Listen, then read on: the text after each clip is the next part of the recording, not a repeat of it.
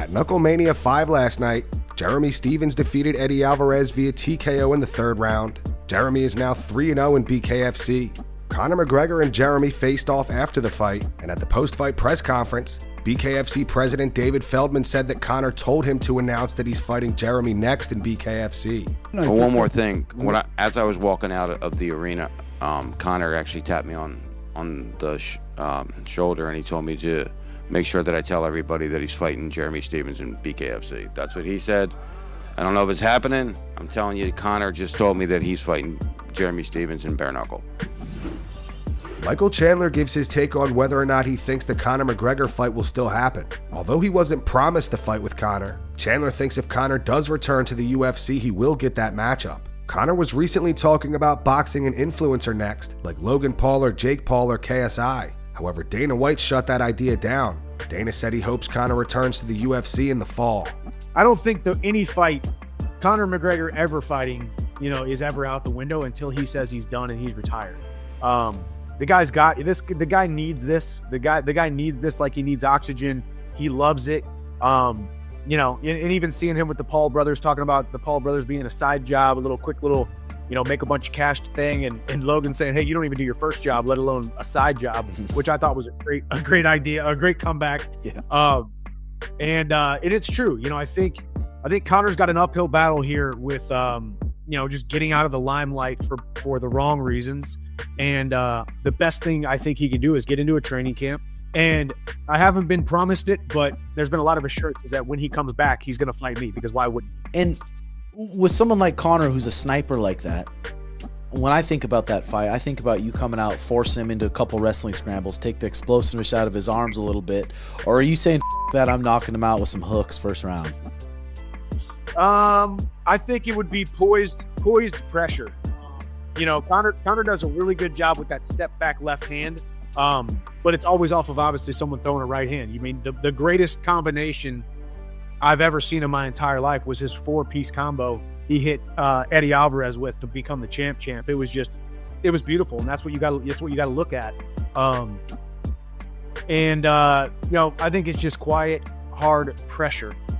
That's not too crazy, not too fast, not too slow. And just wilt him. There's no doubt I'm a better athlete. There's no doubt I have better cardio. There's no doubt I have a better champion mindset. I just got to be there a little bit longer than him, not get hit with the left hand, and I beat him easily. Colby Covington had some words for Jorge Masvidal yesterday on his Twitch live stream. Do you know who Jorge Masvidal is? Jorge Masvidal? Love that. Look at that. She don't even know who Jorge Masvidal. The guy's a bum. He's a schmuck. Who is that? Who is that? I love that. You're amazing. That's all. I don't know anybody. That's amazing. You're your own butt boy, right? Yeah, you don't okay. Every time you see me, I'm like. Colby also had words for Dillon Danis. This week it was announced that Dillon has signed with the new MMA promotion GFL. Colby claims that Dillon recently avoided a grappling match with him. Yeah, what do you guys think about Danis being in it? That guy can't fight. He's not a real fighter. What's the point in drafting him? He's not gonna fight. The guy won't even grapple. He was in New York one time. My friend Bo Loudon was trying to set me up to grapple. He wouldn't even grapple with me. That's how scared he is. He's afraid. Won't even do a grappling match. His best thing that he's supposed to be good at, and he's not even good at that. There's probably a reason that Conor's not training with him no more. The guy's all talk. He's no walk. No one wants to be around someone that just always talks and has no substance, doesn't back up what they say. So until he starts actually getting merit and accomplishments, don't act like you've been there, bro. You're an absolute nobody. You're not a real fighter. People know what real fighters look like, and you guys know he's not a real fighter. Renato Moicano advises Magomed Ankalaev to take a different approach in his upcoming title fight with Alex Pereira. Renato recently rewatched Magomed's fight against Jan Blachowicz, which ended in a split draw. Renato thinks Magomed was robbed and actually beat Jan. However, he says if he uses that same strategy against Alex Pereira, it will be an easy win for Alex. I know Ankalaev is very good and all. I watched his fight against Blachowicz again, and he did the perfect game plan. For me, that was a robbery. 100% he beat the Polish especially on the later rounds. But if he does the same strategy he did against Blachowicz, he's going to lose to Ankalaev, because the first 3 rounds He was on the striking department. He was doing good. He's a southpaw. But against Poatan on the striking, I strongly advise him to shoot for the takedowns in the early minutes of the fight. Try to get Poatan tired. If he does not do that, my English is if he doesn't do that, it's going to be an easy night for Poatan. Poatan is 9-1 in UFC, and he was known as a star in glory kickboxing, and everybody was doubting him, including me, because I thought he was too old. But guess what? Motherfucker is making some money and is beating everybody, and I think he will beat Ankalaev, you know? He's gonna put pressure. He's going to do his thing, my brother. Poatan is just too good, and he's just in a good moment. If you think about how crazy it is for him to become world champion on MSG on the first fight against Adesanya, that was crazy. He was losing every and each round until the last one when he knocked Adesanya out. That was a scene from a movie. I was over there watching live. On the same night, I had fought Adesanya training partner in the same card. So I was watching live and I couldn't believe my eyes when I see Poatan beating the Adesanya at the time. And not only that, on the second fight he was winning too, and then he got caught because, I don't know, Adesanya did something like he faked like he was hurt, and then Poatan tried to finish him and then got knocked out. But then he got back, he moved up in the division, he beat Blachowicz in a split decision. But I think he learned so much after the fight. He's been training wrestling, he's been doing very well, and I think that's the fight to make. And after that, who else Poatan going to fight? I don't know. Ray Longo thinks the UFC has quote-unquote created a monster in Merab Dvalishvili. Merab defeated Sean O'Malley for the bantamweight belt this past September. Merab wanted some time off. However, he was pressured by the UFC to defend his title against Umar Nurmagomedov 4 months later. Longo thinks that Merab's tough road to the title has made him even better. Speaking to SiriusXM, Longo said first off, he's still getting better. Merab was always a work in progress. Even anytime he lost before he got to the UFC, he always made the corrections. His 2 losses, which I didn't think were losses, he made corrections in those fights. He just kept getting better and better. I said it the other day, what they did to him to get to the title, putting a who's who in front of him to beat, I think they just created a monster. His confidence just kept getting better and better. Everything. We had to walk through the fire to get to that title, and it's that thing. Whatever doesn't kill you makes you stronger. I think he's a perfect example of that, because they put 5 to 6 guys in front of him that I'm sure they thought were going to beat him, and they didn't. And this is what you see. Tom Aspinall has high praise for Jiri Prochazka. Tom was very impressed with Jiri's TKO victory over Jamal Hill last weekend. He thinks Jiri executed the perfect strategy and was able to tire Jamal out and make him miss. He went out there, executed the perfect game plan of making a power puncher miss. This was a 50-50 fight. They both got big power in the hands, both big dudes, aren't they? Both got a lot of knockout power, so I thought this fight could have gone either way.